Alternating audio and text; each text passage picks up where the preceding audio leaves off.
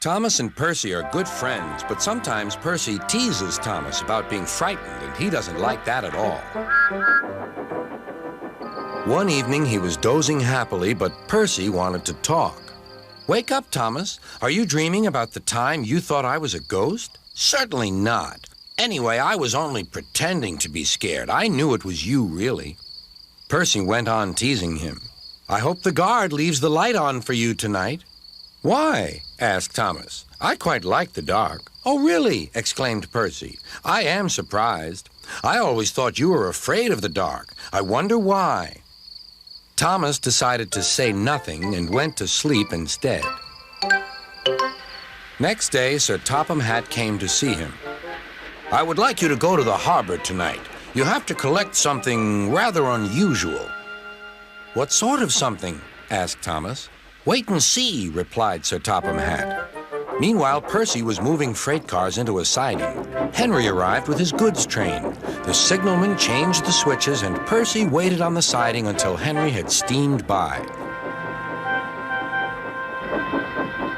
Then there was trouble.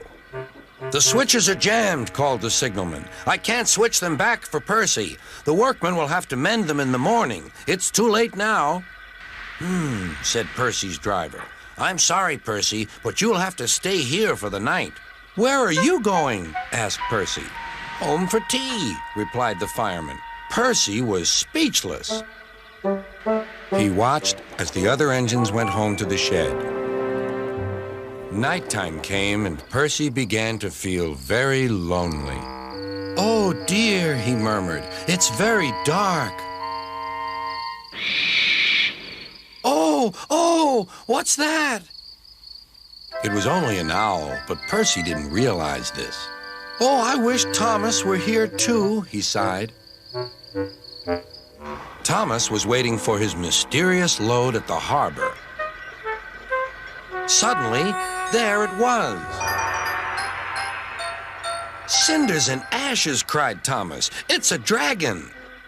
"Don't worry," laughed his driver. "This dragon is made of paper. It's for the carnival tomorrow." Workmen lifted the dragon onto Thomas's low loader and put lights all around it for protection. Then Thomas set off into the misty night.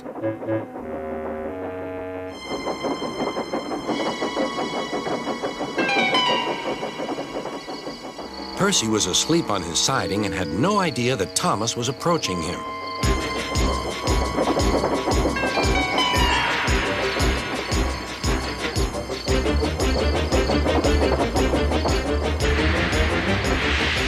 Percy woke up with a start. "Help!" cried Percy. "I'm not going to open my eyes until my driver comes." Next morning, the switches were mended, and Percy puffed back to the junction. Gordon was just about to leave with the express. "You'll never guess what I saw last night."